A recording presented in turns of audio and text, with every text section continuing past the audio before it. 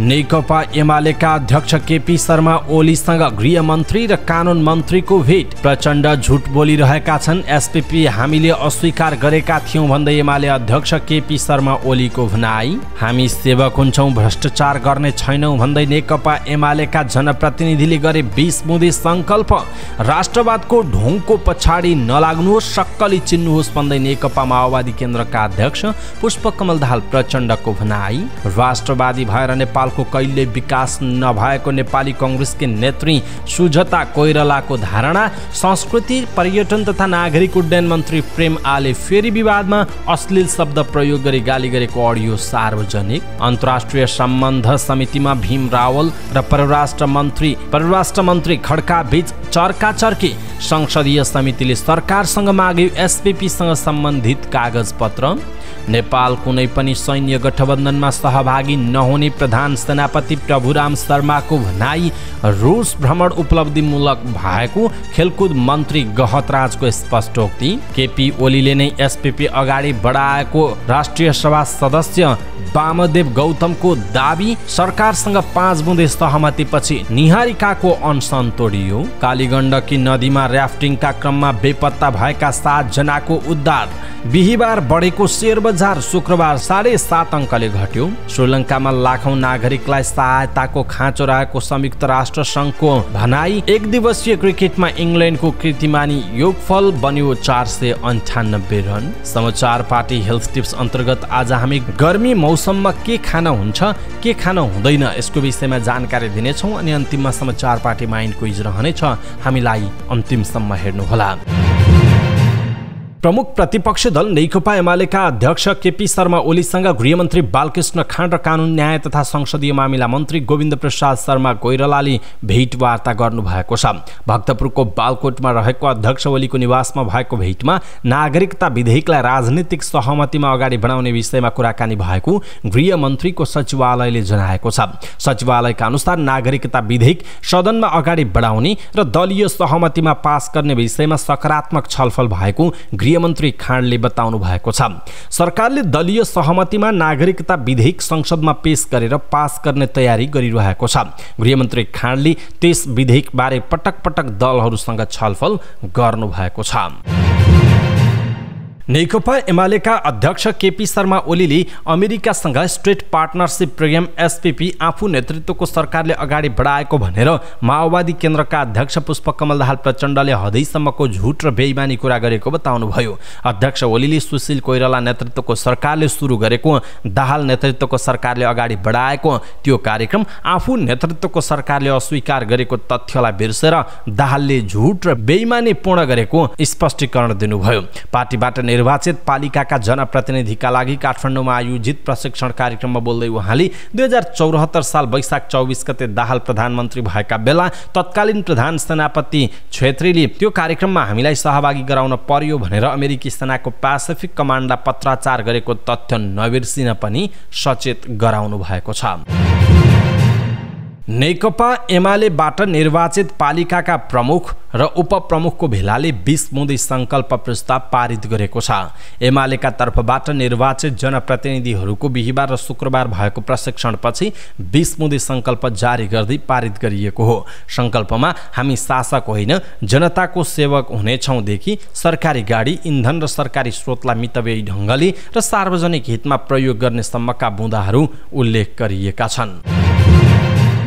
Nepal communist party नेकपा माओवादी केन्द्रका अध्यक्ष पुष्पकमल दाहाल प्रचण्डले स्टेट पार्टनरशिप प्रोग्राम एसपीपी पूर्व प्रधानमन्त्री केपी शर्मा ओली सरकारको पालामा भएको दावी गर्नुभयो। भरतपुर महानगरपालिकाले आयोजना गरेको भरतपुर महानगरको आउँदो कार्य दिशा विषयक अन्तर्क्रियामा उहाँले राष्ट्रवादको ढोङको पछाडि नलाग्न र सक्कली राष्ट्रवाद हुन पनि अपिल गर्दछु उहाँले भन्नुभयो।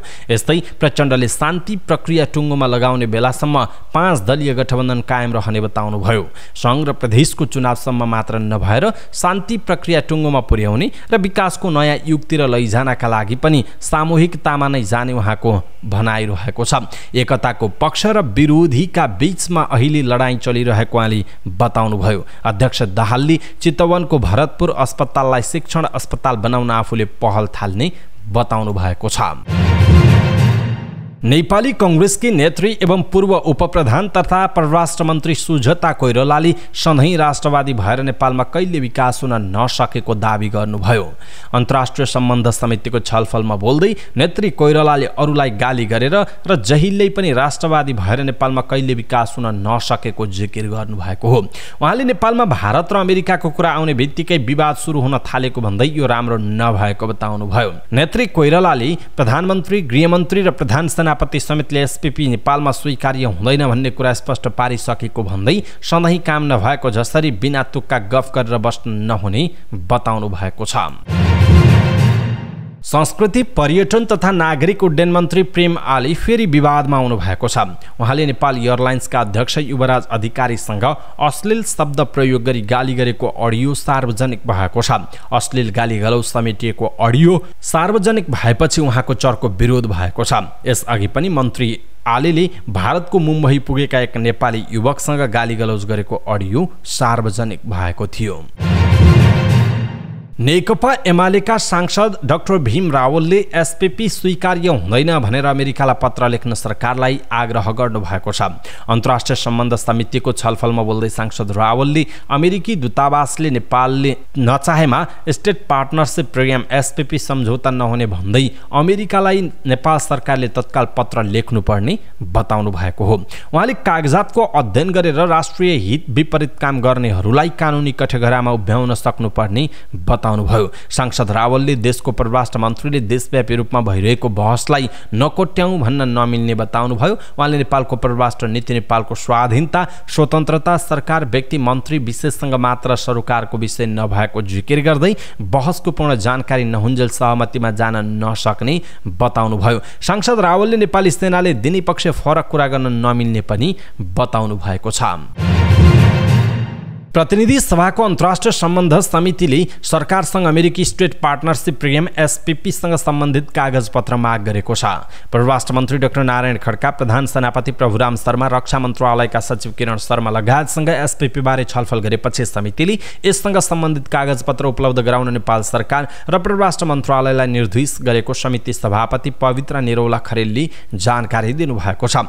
समितिले अमेरिका भ्रमण र एसपीपीका विषयमा उठेका प्रश्नहरूको जवाफ दिन प्रधानमन्त्री शेरबहादुर देउवाला समेत आउँदो आइतबार समितिको बैठकमा बोलाएको छ। बैठकमा परराष्ट्र मन्त्री नारायण खड्काले एसपीपीको विषय सकिएकाले अब नखोतल्न पनि आग्रह गर्नुभएको छ। नेपाली सेनाका प्रधान सेनापति प्रभुराम शर्माले नेपाल कुनै पनि सैन्य गठबन्धनमा सहभागी नहुने स्पष्ट पार्नुभयो। अमेरिकासँग भएको भनिएको स्टेट पार्टनरसिप प्रोग्राम एसपीपी बारे प्रतिनिधि सभाको अन्तर्राष्ट्रिय सम्बन्ध समितिको बैठकमा जवाफ दिने क्रममा प्रधान सेनापति शर्माले सैन्य गठबन्धन हुँदैन भनेर अमेरिकी अधिकारीहरूलाई भनिसकेको पनि जानकारी गराउनुभयो। उहाँले 2072 साल कार्तिक 10 गते पत्र पठाएको जानकारी दिँदै त्यो पत्र मिलिटरी तालिमसँग सम्बन्धित नरहेको स्पष्ट पार्नुभयो। अहिले नेपाली सेनाले लेखेको जुन पत्र सार्वजनिक भएको छ त्यो सत्य भएको उहाँले बताउनु भएको छ। युवा तथा खेलकुद मन्त्री महेश्वर जङ गहतराज अथक 5 दिने रुस भ्रमण सकेर स्वदेश फर्कनुभयो। रुस सरकारको औपचारिक निमन्त्रणामा भ्रमणमा जानुभएका मन्त्री अथक शुक्रबार स्वदेश फर्कनु भएको हो। स्वदेश फर्किए लगत्तै त्रिभुवन अन्तर्राष्ट्रिय विमानस्थलमा सञ्चारकर्मीहरूसँग कुराकानी गर्दै मन्त्री गहतराजले भ्रमण पूर्ण रूपमा उपलब्धिमूलक भएको प्रतिक्रिया दिनुभयो। रुससँगको 66 वर्ष लामो कूटनीतिक सम्बन्धमा यस भ्रमणले खेलकुद कूटनीति मार्फत थप सुदृढ र सुमधुर सम्बन्ध स्थापित हुनेमा पनि उहाँले विश्वास व्यक्त गर्नुभयो। राष्ट्रिय सभाका सांसद वामदेव गौतमले तत्कालीन प्रधानमन्त्री केपी शर्मा ओलीले अमेरिकासँग स्टेट पार्टनरसिप प्रोग्राम एसपीपी अगाडि बढाउने काम गरेको दावी गर्नुभयो। सांसद गौतमले यो प्रोग्राम सुशील कोइराला नेतृत्वको सरकारले गरेको हो भन्ने कुरा संसदमा आएपछि आफूले खोजी गरेको र प्रधानमन्त्रीको रूपमा एमाले अध्यक्ष ओलीले नै त्यो प्रस्ताव अगाडि बढाएको पाइएको बताउनुभयो। गौतम कोइराला नेतृत्वको सरकारको उपप्रधानमन्त्री रहनु भएको थियो। सांसद गौतमले सरकार र सरकारको नेतृत्व गरेको कांग्रेसले अगाडि नबढाउने भनेपछि एसपीपी सम्बन्धी समस्या समाधान भएको पनि पटक पटक दोहोर्याउनु भयो। उहाँले त्यो प्रस्ताव बारे संसदमा आएर जवाफ दिन प्रधानमन्त्री शेरबहादुर देउवाला पनि आग्रह गर्नुभयो। प्रधानमन्त्री देउवाले एसपीपी बारे संसदमा उठेका प्रश्नको जवाफ आफैले नदिएर संसदीय मर्यादामाथि आघात पुर्याएको गौतमको दाबी रहेको छ। न्यायको लागि माग गर्दै जेठ 27 गतेदेखि अनसनमा बस्नु भएकी महोत्तरी जलेश्वर नगरपालिका 9 की सोनाली कुमारी सिंह निहारिका र सरकार बीच 5 बुँदै सहमति भएको छ। राष्ट्रिय महिला आयोगकी सदस्य कृष्णा पौडेल खतिवडाको पहलमा सहमति भएपछि गृहमन्त्री बालकृष्ण खाँडको हातबाट झुस्काएर गए राति निहारिकाले अनसन तोड्नु भएको हो। प्रतिवादी शिवराम श्रेष्ठ र अनसनकर्ता निहारिकाका छोराको DNA परीक्षणको कानुनी प्रक्रिया अगाडि बढाउन पहल गर्ने, अनसनकर्ता र उहाँको छोराको सुरक्षा आवास व्यवस्थापनका लागि गृह मन्त्रालय र महिला बालबालिका तथा ज्येष्ठ नागरिक मन्त्रालय मार्फत पहल गर्ने, अनसनकर्ताको आर्थिक सहायताका लागि गृह मन्त्रालय मार्फत पहल गर्ने, राज्यका सम्पूर्ण निकायमा कानुन पीडित मैत्री बनाउन पहल गर्ने लगायत सहमति भएको छ। सहमति पत्रमा गृह मन्त्रालयका सहसचिव शिवराम पोखरेल, उपसचिव बसन्त भट्टराई, अनसनकर्ता निहारिका लगायतले हस्ताक्षर गर्नु भएको छ। पाल्पाको रानीमहल नजिकै कालीगण्डकी नदीमा राफ्टिङका क्रममा बेपत्ता भएका 7 जनाको उद्धार भएको छ। राफ्टिङ गर्ने क्रममा डुङ्गा पल्टिएर बेपत्ता भएका 7 जना भारतीय नागरिक उद्धार भएको जिल्ला प्रहरी कार्यालय पाल्पाले जनाएको छ। रानीमहलको सुरक्षार्थ खटिएका प्रहरी र डुङ्गा चालकको सहयोगमा नदीमा बेपत्ता भएका सबैको सकुशल उद्धार भएको हो। उनीहरूलाई रानीमहलदेखि 1.5 किलोमिटर तलबाट उद्धार गरिएको हो। सेफ्टी ज्याकेट लगाएका कारण बेपत्ता सबैको सकुशल उद्धार भएको प्रहरीले जनाएको छ। लगातार 5 दिन घटेर बिहीबार केही सुधार देखिएको शेयर बजार परिसूचक नेप्से शुक्रबार फेरि घटेको छ।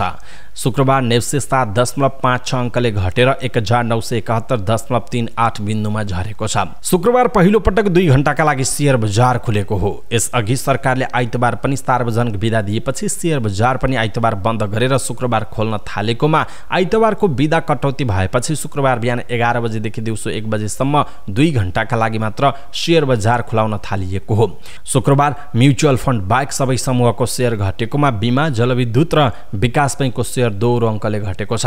शुक्रबार 220 वटा कम्पनीको 23,54,000 किता शेयर 73 करोड 62 लाख रुपैयाँमा कारोबार भएको छ। सबैभन्दा धेरै नेपाल दूरसञ्चार कम्पनीको 10 करोड 14 लाख रुपैयाँ भन्दा धेरैको शेयर कारोबार भएको छ। समग्र बजार घटे पनि आँधी खोला लघुवित्त वित्तीय संस्थाको शेयर 10% बढेको छ। रिभर फल्स पावर कम्पनीको शेयर भने 5% भन्दा धेरैले घटेको छ।